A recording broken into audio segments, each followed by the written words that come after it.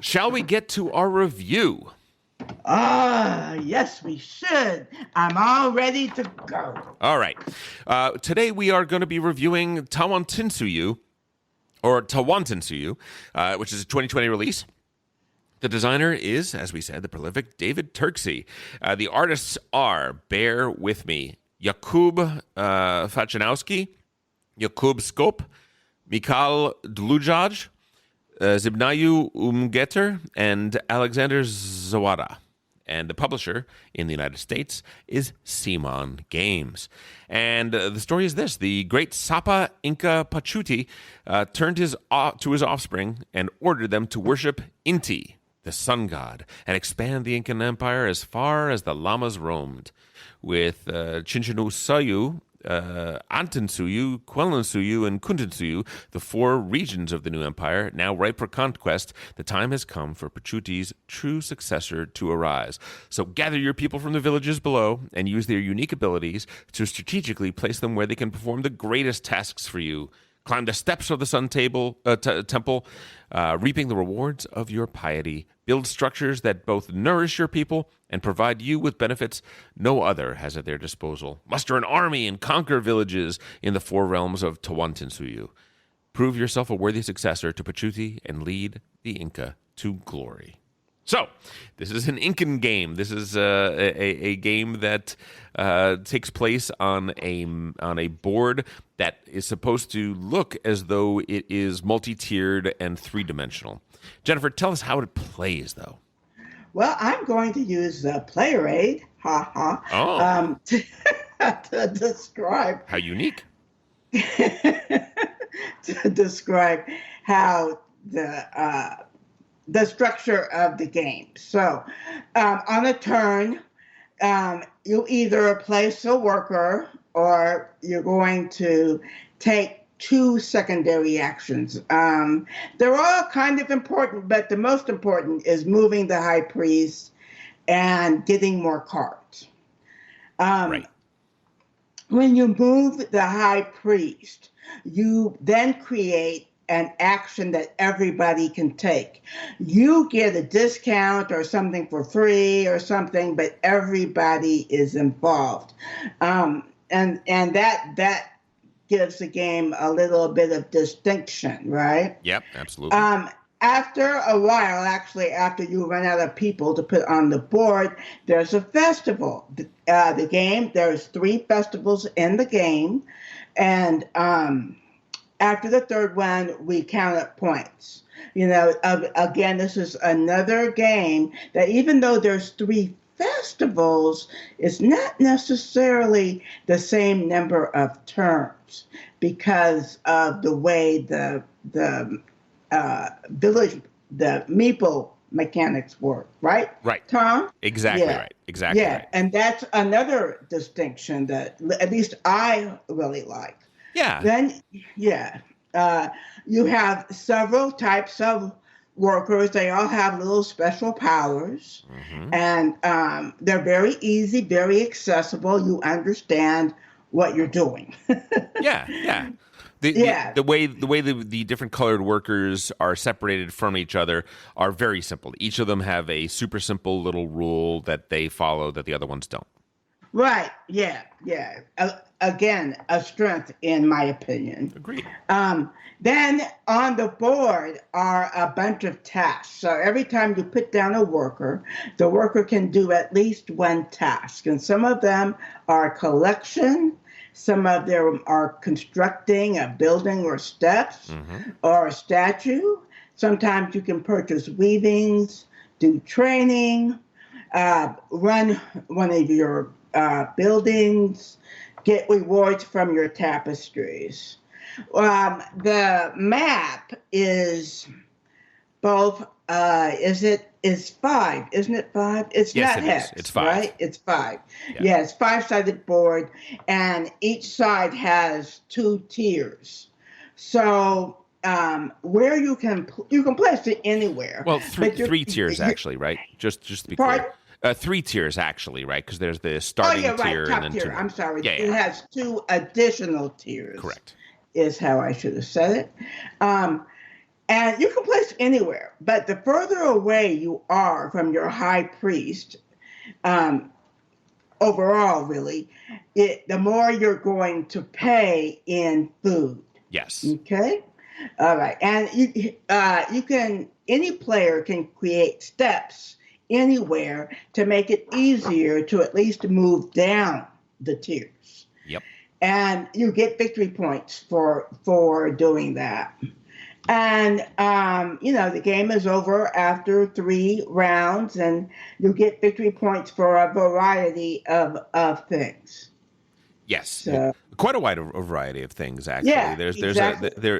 it's not quite it's not quite a Stefan Feld point salad, but No, there's definitely a wide variety of strategies that could be adopted in the game, wouldn't you say?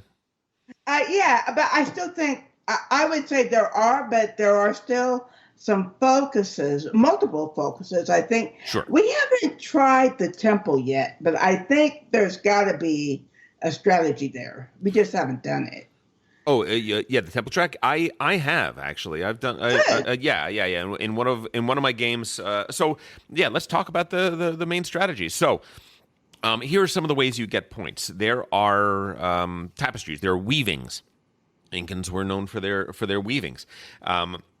When you gain weavings, there are cards that you can discard to gain one weaving. And there are action spaces that you can take that will show you 3 weavings, and you must pay corn to keep them. You can pay 2 corn to keep 1, 4 to keep 2, 6 to keep 3. It is hard to get corn in this game. It is hard. But if you can, keeping 3 weavings is particularly good, and it's good for 2 reasons. One is that you're setting up a long strip of weavings, and as long as they're all different patterns, you are going to score end game victory points based on that. I think if you have 7 different types, you're going to score 21 victory points for that, which is quite large. Our games have been, winners have been over 100, but not very much over 100. I've heard people that can get much higher than that if they're real pros, but 25 points out of 100 total, that's a lot of scoring that can be done. The other thing is that when you put these tapestries together, when you put these weavings together, there are symbols on both ends of the weavings. And if those 2 symbols match, you're creating a resource that several times in the game you're going to be able to gain. So at every festival, you're going to get any resources that the symbols match up on your things. And there's also an action space at the edges of the board that are harder to get to that are going to give you points for that as well. So weavings definitely, I would say for new players, focus on the weavings because that is clearly a big scorer for you. Probably my guess is that it's going to be like the game I compare this most to is Zolkin because the map is fixed, the board is fixed. You're placing workers that the worker placement is not as simple as normal worker placement in that the way you place the workers and what they can do changes over time, which is interesting.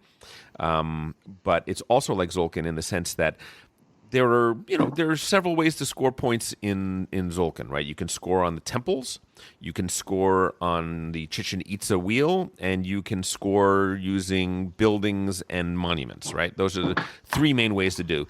I would say that you probably can't ignore temples in that game. You probably have to play temples to some degree. I would say the same thing goes for weavings in this game. I think weavings are going to be part of your strategy. You don't want to abandon that completely because there's just too many points there.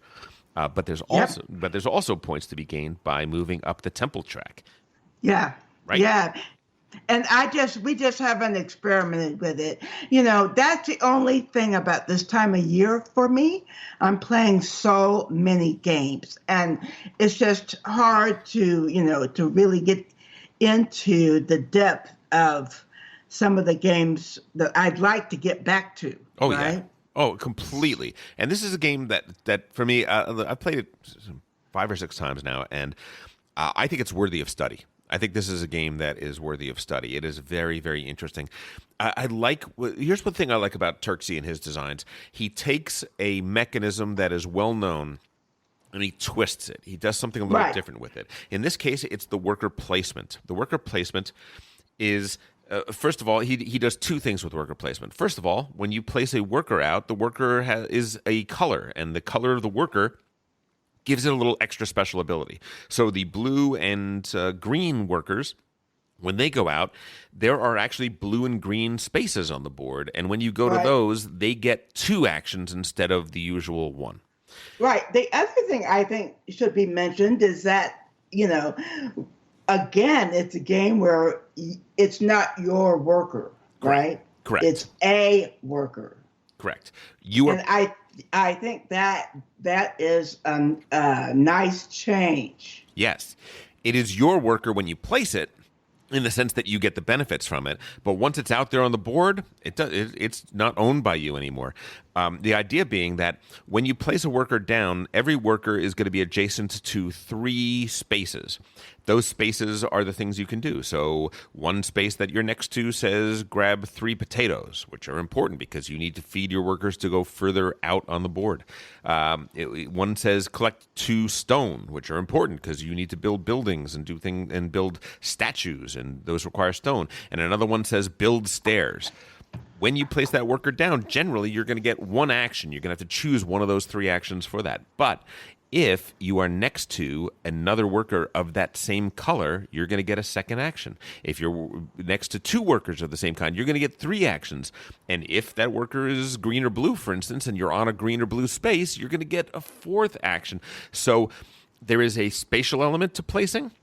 There's a heavy strategic element to placing because there are also warrior workers that when they go down, they get to pick up a worker next to them of a different color and add it to their stash, to their collection. There are priest workers that are going to draw god cards. God cards essentially tell you which symbols you can place a worker on without having to spend gold, which is, as in most games, gold is the catch-all resource that can become anything. So you want to save that as much as you can. Hopefully, I'm painting a good picture of the way it works, but it is a worker. I think so. It is a dynamic worker placement game in which the board is constantly changing, and successfully choosing to place workers in the right place is going to multiply the value of that worker to a great degree and really lead to success or failure. And then I love a rule book that lies to you, and I think this rule book lies. I think it lies like a rug. I think it lies like the weavings. How is that, Tom? Because I never thought of it. I'd never crossed my mind. Well, because the game says that the primary action is to place workers, and the secondary action is doing all these other things that you can do as a secondary action. And on your turn, you can either do a primary action or 2 secondary actions. And when I read that, invariably I think, okay, well, most of the game is going to be doing the primary actions. That's the most important thing. And the secondary actions are every once in a while I'm going to need to do a secondary action to set myself up to do more primary actions. That's generally, that verbiage means that. But in this case, one of the 4 or 5 secondary actions you can do is move your priest around what essentially is a rondel on the top of the... Tom. Yes. You're confusing significant with secondary. Yes, but that's I think they're lying to me. I think that the truth is that if they describe the game where the primary action is moving around that rondel with your high priest, you would have a much clearer idea what you're supposed to do in the game. Because really, I would disagree. Fair enough, but say the reason is that you can't move you could move your priest around like 4 out of 5 turns, but you would be wasting action, right? Yes. We can agree on that. Of course. Okay. So the primary thing you're going to be doing is placing a worker. Primary. Sure. The thing that you're going to be doing less of is those secondary actions. However, the most significant action is definitely moving the high priest. I agree with that. Good. Good. We are in agreement then. So essentially what you're doing is you're placing the minimum number of workers on the board that you need to set yourself up to move the high priest around the rondel to get the really big benefits that are all up there. Right? Yeah, and well, the other thing that's kind of interesting about the high priest that I think isn't immediately obvious is that your initial placement of it kind of determines your focus on strategy, right? Yes. So let's say, for example, if you place your high priest on the conquest space, you probably are not doing much conquest, right? Yeah, it's going to be a while before you get to that, for sure. Right, and so to sit there and try to run a strategy that you don't have much control over is probably not winning in a competitive game, right? Yeah, probably. That said, as you pointed out, if everyone is placing their high priests at the beginning of the game in other places, putting your worker on the conquest space means that you are able to place your workers in a segment of the board that no one else is competing for, and you're going to be able to place people cheaper. Right. Well, the other thing is, though, conquest is definitely not the best way to win or the only way, but it does set you up for other ways of winning. And I think that, because I don't know how your games have gone, but our games have been a mixture of, new and old player or experienced players. Yeah. And so, you kind of don't want your new player to AP over where to put their priest. Sure. So, we haven't had the opportunity yet to really exploit that. I played with a person that seemed to really know what they were doing on Tabletopia, and they did what I noticed, what I learned a lot from them was a couple things. First of all, they prioritized getting the statues. They prioritized getting statues early on, and they did early conquest actions. They tried to do the conquest action as soon as possible to get those to get those discs down, get those early benefits, and build off of that. Well, the other thing in doing that, once you get two in a specific area, that's a turnoff to everybody else, right? Agreed. And when you get those two cheap, it's even better, right? Agreed. Yeah. So what we're saying is that we haven't described the conquest action, but the conquest action essentially is this: you get conquest cards over the course of the game. There are spaces that give them to you. They will have either one warrior or two warriors on them. At any point, you can discard them because they have a bonus benefit at the bottom of the card. It says this is worth a gold, or this is worth 3 corn, and so on and so forth. So you can always discard them for that. But if you hang on to them, you can play them into your player area, and there are 4 sections in the corners of the board. There are 4 conquest sections. And what you do is you spend them by turning them face down, or if the symbol says a skull symbol, you discard them completely from your player board. By discarding those, you're getting some big benefits there, and there's also an area majority aspect to it. So at the 3 scorings of the game, the 3 festivals of the game, the person that has the most tokens in each of the 4 conquest areas is going to get bonus points based essentially on how many conquests there have been. If there have been 5 conquests in the game, each one of those conquest areas is going to be worth 5 victory points. So if you play a heavy conquest game, you could be getting a big, big, big chunk of points there. Yep. Yeah. The other thing that's interesting, at first, the conquest card, some of them have a single soldier and some of them have 2 soldiers. And everybody's going, oh, well, that's just random. And if you get the 2 soldier one, that's always better. And then you find out that's not really true. Because if you put your 2 soldier card, if you put the token on a space that says that you can flip over a card or discard a card, you have to discard your entire 2-person. And it only counts as 1. Had you had 2 one-person ones, you still have 1. Absolutely. So we reviewed Tekenyu, and now we're reviewing Tawantinsuyu. What would you say between the two? Like, it's the two T games by David Turksey this year, the T games by T. Where would you put the comparison between the two? You've played a lot of Tekenyu, by the way. You played a lot more Tekenyu than I have. I did. And still, again, a game that's coming back to the table as soon as I can get this backlog. Sure. Yeah, I have to say I like Tekenyu better. I feel like it's more interactive in the way that I like. Tawantinsuyu is it's hard, guys. It's hard. It's a mouthful. It's interactive in the high priest actions, but it's not. It doesn't feel that interactive tension the way Tekenyu does. Interesting. Like taking the last quarry. I mean, people are like, "How dare you? You took the last quarry spot!" Oh! Yeah.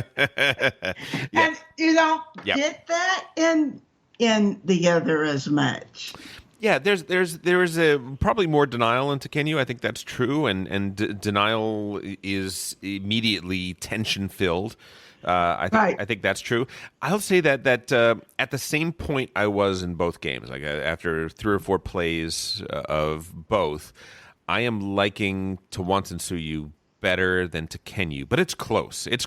I think they are both really good games. I think he's having an amazing year, and I'm really happy. I'm looking forward to playing both more. I would say it's 50-50 right now, that as I continue to play these games, and I really want to continue to play both of these games. I think they're very good.